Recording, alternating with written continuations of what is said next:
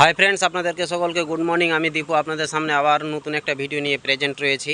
আর আজকে যে বিষয় নিয়ে কথাগুলো বলবো সেই বিষয়টা হচ্ছে যে শিলপোক্ত মধু কাকে বলে। তো চলেন আপনাদেরকে লাইভ প্রুফ আজকে আপনাদেরকে দেখাবো যে শিলপোক্ত মধু কাকে বলে এবং বুঝবেন কিভাবে যে এটা শিলপোক্ত মধু। তো চলেন আপনাদেরকে ব্যাক ক্যামেরা দিয়ে আমি দেখাচ্ছি শিলপোক্ত মধু কাকে বলে। ফ্রেন্ডস, এই বাক্সটা ওপেন করব। ওপেন করার পরেই দেখতে পেলাম যে শিলপোক্ত মধু রয়েছে। তো চলেন আপনাদেরকে দেখাচ্ছি। এই বাক্সটা ওপেন করছি বর্তমানে এখন। তো দেখেন এটাতে শিলপোক্ত মধু রয়েছে, পুরোপুরি সিল করে দিয়েছে চাকগুলোকে। আপনাদেরকে দেখাবো।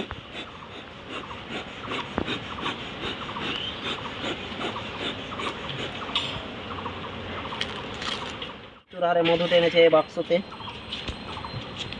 দেখতেই পাচ্ছেন অনেক মধু। আপনাদেরকে ঝেড়ে দেখাচ্ছি, দেখেন কত সুন্দর মধু রয়েছে। আর এটা এখন সিল করেনি, ঠিক আছে, এদিকেও সিল করেনি। সিল কয়েকদিনের মধ্যে করে দিত। প্রচুর হারে মধু রয়েছে, এটা আজকালের মধ্যে এটাকে সিল করে দিত। তো এখনো পর্যন্ত শিলপোক্ত মধুটা পাওয়া যায়নি। দেখাচ্ছি আপনাদেরকে, ভিডিওর মধ্যে থাকেন।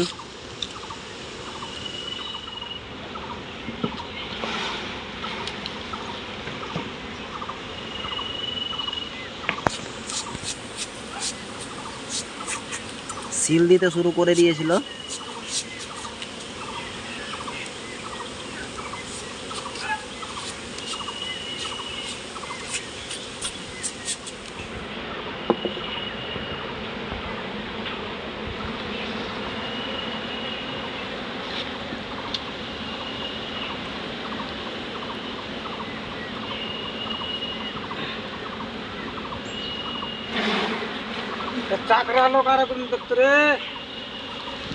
অনেক মধু টেনেছে।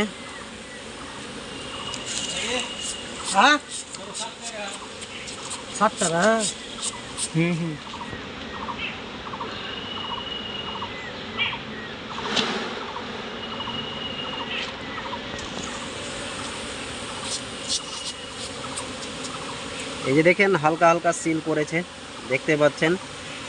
আর এটাকে শিলপোক্ত বলে, কিন্তু এটাতে সেরকম সিল করেনি। অন্য কোনো চাকে যদি সেরকম সিল করে থাকে তাহলে আপনাদের দেখাচ্ছি।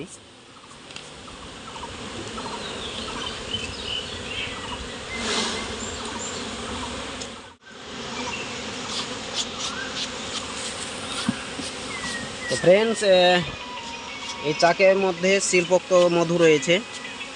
এই যে দেখেন পুরোপুরি সিল করে দিয়েছে, দেখতে পাচ্ছেন। এটা হচ্ছে শিলপোক্ত, দেখেন এটাকে সিল করে দিয়েছে। তো ফ্রেন্ডস, দেখতে পেলেন যে শিলপোক্ত মধু কাকে বলে আপনাদেরকে সুন্দরভাবে দেখালাম। আর বুঝালামও যে এটা হচ্ছে শিলপোক্ত মধু। আর এই মধুটা সবচাইতে মার্কেটে বেশি চাহিদা, ঠিক আছে। এইরকম যদি মধু থাকে তো সবচাইতে বেশি সেলিংয়ের প্রক্রিয়াটা থাকে, বেশি সেলিংটা হয়। আর যে কোনো পাইকারি রেট হোক বা খুচরো রেট হোক, এটা টেস্টও প্রচুর আর এটা সেলিংও প্রচুর হয়। তো শিলপোক্ত মধু প্রায় 5 দিন 6 দিন 7 দিন এরকম লাগে লিচুর টাইমে।